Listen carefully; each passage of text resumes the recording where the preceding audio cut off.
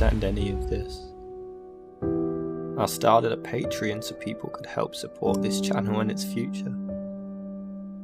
I appreciate everything that these people have given me. But they're out to kill me. I just know it.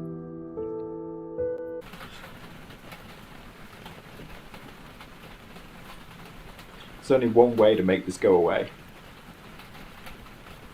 Defend movies. That's impossible. When they're making sequels to my favourite horror film of all time.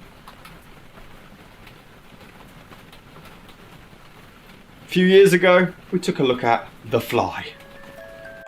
The 50s gave us a really boring, unscary version, but then it was remade with Jeff Goldblum and it had romance, horror, comedy, suspense, everything. It's my favourite horror movie ever made.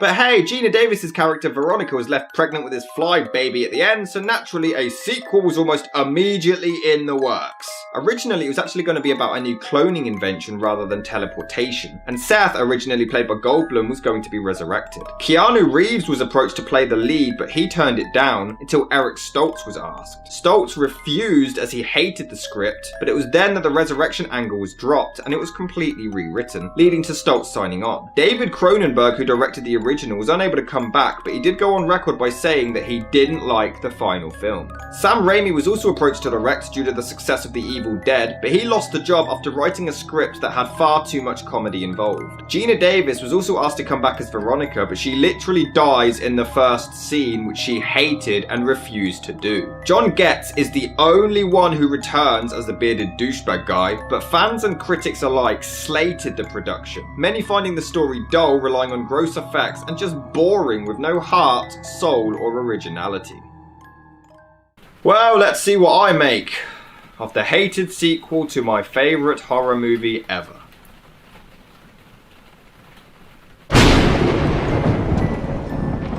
So the film tells the story of a woman, blatantly not Geena Davis, giving birth to her deformed fly baby.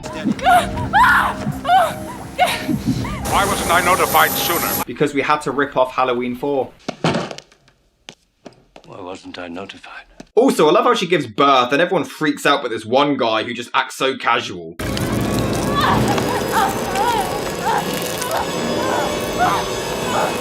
Oh yeah, standard.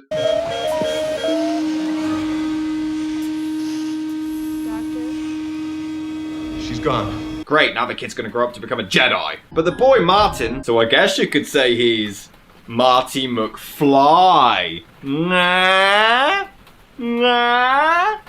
Ironically, Eric Stoltz was actually originally cast as Marty McFly in Back to the Future, so hey.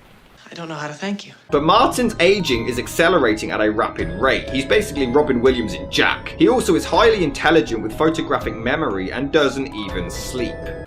Do flies not sleep? Yes, they do. Just a really weird thing to add. What a handsome young man you are. Stop saying that! He's a good-looking boy. Creepy. It's just creepy. So basically, Martin is a science experiment from birth. He's able to solve maze puzzles in seconds without problems. But my question is, if he's this intelligent, why wasn't Seth in the first one? It still took him forever to figure out how anything with the teleportation pods worked. You don't believe me?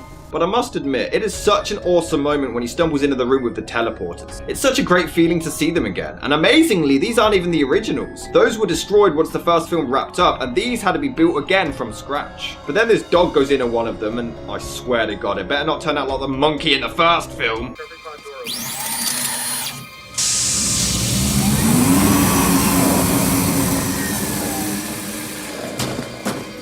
It worked! He's moving around! Oh, thank God. Fuck this movie! But once Martin turns 5, he gets given his own place. Can you legally become a tenant at age 5? A match for your intellect, your creative mind. I'm talking about a job. Can you legally get a job at age 5? So basically, all of these scientists somehow can't figure out how these pods work. You know, the ones that this one dude made. This is actually elaborated on in a deleted scene where it's revealed that Bearded Man stole some information from the computer, rendering the pods completely useless. But it's not acknowledged in the final film, so I will call it stupid. We did everything we could for your dog. Wasn't really his dog. Just found it and claimed it. Goldblum does appear in a deleted scene from the original, which is cool, and he appears later on as well as Seth reveals to Veronica what happened to him. But the problem here is, this wasn't recorded on camera in the original film. They were also going to film a brand new cameo with Goldblum in the makeup for a piece of footage for Martin to find where he discusses the cure, but it was scrapped as it was just too cost effective. Great. Oh, and all these scientists, and it's a 5-year-old who fixes the damn things. How embarrassing. But he does mess up trying to teleport a cactus, so ha! Cocky git. In an attempt to fix the pods, they always seem to pick the most adorable things to transport too. It's never an ugly-ass warthog or something, either a cute dog or a kitten. He soon falls for a woman named Beth, played by Daphne Zuniga, and they end up banging. He's 5! He's 5! But it turns out they bugged his entire apartment and have been watching him the whole time. Martin, I was transferred. They found out about us. Bartok knows about us. How could he? We never told anyone. Because he saw us. He videotaped us in bed. He's 5! And then he shows up at the office in about 20 seconds flat. How the hell did he do that? Are they next door? He's also been taking injections all his life to slow down the transformation process, but it turns out that they were all fake. The company knew he would deteriorate and planned this since birth.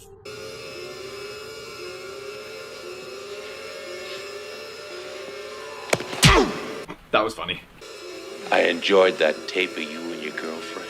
He is 5! But then he turns into a superhero, which is pretty awesome. Go away.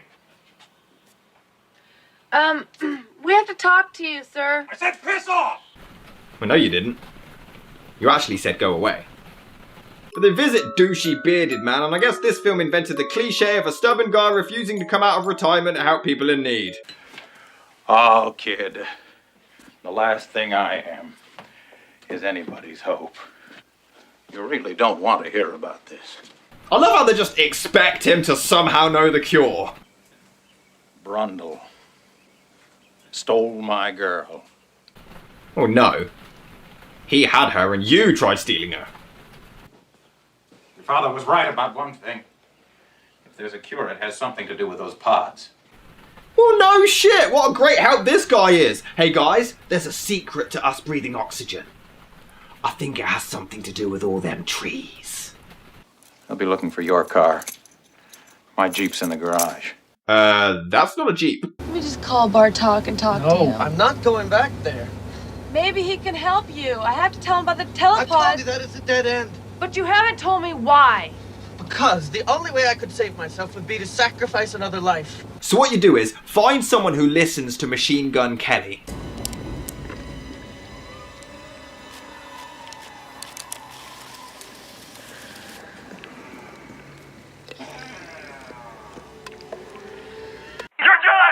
Oh no, his fly's undone. But then the film goes from the fly to the goddamn thing.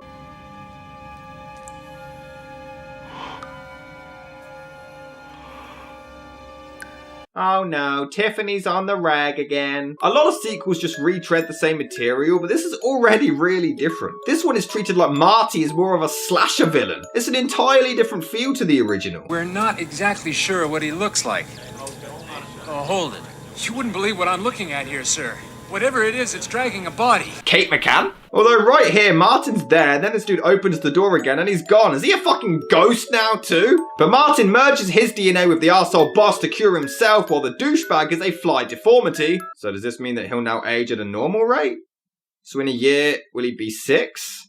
Or 19, like how he looks? What does this mean? Oh, and they keep the boss alive, hoping for a Fly 3, which only happened in comic book form, and it ends with a fly landing for a nice little touch. Right off the bat, you really do feel sorry for Martin. He finds comfort in a dog and just feels completely alone. How can you not sympathise with the guy? It's quite heartbreaking. It's called Brundle's Accelerated Growth Syndrome. Rolls right off the tongue. Hey, Marty. What's a good word? Got yourself a girlfriend now? He's 5! Last night, I slept for 2 hours. That's the longest I've ever slept in my life. Same. We're having sort of an office get-together. You want to come? Will there be people there? You know, I can really relate to Martin. Oh, that's your genius. He is cute. He is 5! shy. So you've just abandoned him in a room full of people that he doesn't know. Oh, and for whatever reason, they leave the deformed dog alive to continue its suffering. This company is messed up. But this is a truly touching moment as Martin comforts the dying dog like it did to him a while ago. He kills it to end its pain. Honestly, the movie actually has a lot of compassion and heart, more than a lot of people give it credit for. But then he gets a cat, so he loses all my sympathy because cats are assholes. He's also insanely clever. It's revealed once the true motives are exposed that Martin has locked the computer so they can't get in to find the information. The first wrong guess we make would automatically erase all the internal programming. What is the magic word? It's gotta be abracadabra. That's the magic word, everybody knows that. Okay, that was funny. But Marty even attempts suicide. How can you not feel sorry for the guy? Everything has been beyond his control. He was born into this. He's had nobody. He's had no childhood, no parents. He has no future. Then we get this creepy ass scene. Martin's makeup is amazing, but he turns evil and the acting is brilliant with how he talks. You need help. You don't think I can take care of myself? But people weren't happy because he was suddenly an arsehole randomly. So was Seth in part 1. You're a fucking drag, you know that? You're too chicken shit to be a member of the Dynamic Duo Club? Okay, then great. You're afraid to dive into the plasma pool, aren't you? You're afraid to be destroyed and recreated, aren't you? Did we all just forget that? But hey, even as a mutated deformed fly, he still takes the time to be nice to dogs. Who's a good boy? I love the character of Beth, but her introduction makes no sense. Just watch this.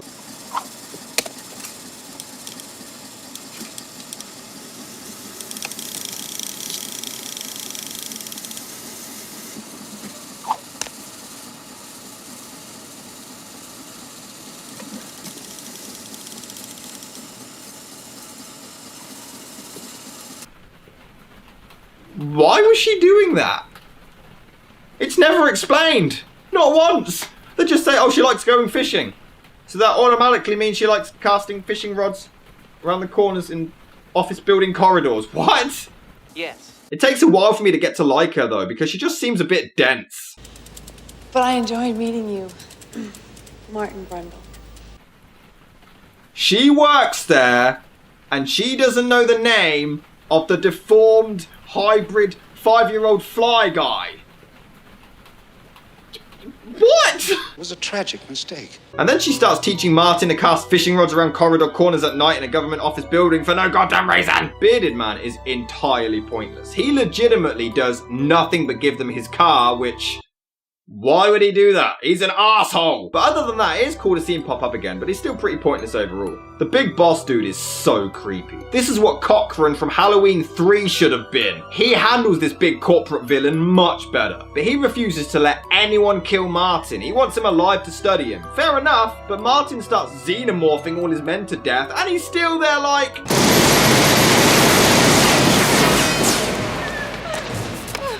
I want him alive, damn you! Stop being an idiot! But by the time they square off, you really feel like you've gone on this journey with them, and this showdown just means everything. Martin, I know you can understand me. Don't do anything rash. I won't hesitate to kill you in a second if I have to. Oh, really? Now you want to kill him? It's not even like he tries to kill him out of self-defense. He has him down and could easily try to lock him back up, but nope, straight for the gun. So him not wanting to kill him earlier makes no sense. But this just makes it that more satisfying when he drags the arsehole into the pod with him and signals for Beth to initiate it. It's a team effort. She's not a damsel in distress. She's a very strong character, and I love it.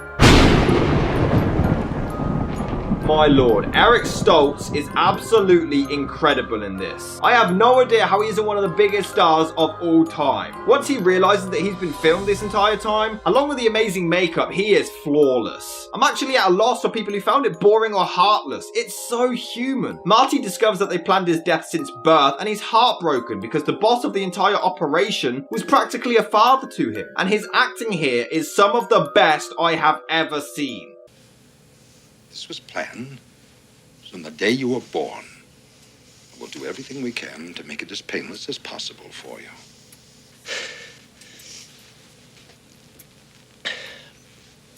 I loved you. If anything, you actually feel more sympathy for him than you did with Seth in the original. Of course she's lying. This is one of the, if not the, best scenes in the film. Marty is full on deformed and fly-like and tries to talk to Beth, but she's terrified and is obviously reluctant to do so. The acting on both sides is phenomenal. There is so much emotion, and I love that Beth never gives up on him, not once. She's not a weak-minded character. She's scared, but she still sticks by him no matter what. What's wrong? Oh, what's happening, man? Talk to me. What is it? Acting!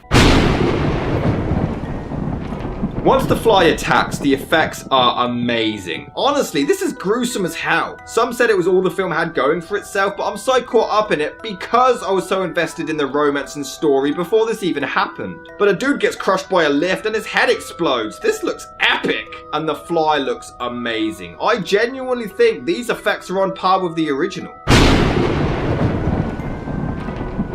I don't feel like this movie is just underrated. I think it is amazing. I absolutely adore this film. I mean it. It's not better than the original, but I feel it's on par with it. I love it. You feel these characters. You know them. You sense their hardships. You hate the villains so much. When everything goes down, you're invested and you're caught up in it. It's not perfect, but in my mind, it's an amazing follow-up. I did it. I found a sequel that's actually amazing. This just changes everything. This has turned the entire month around for me. I'm starting to see the silver lining. Rainbows are out, birds are singing. There's unicorns and bunny rabbits. This month has changed my life. The Fly 2 has changed everything.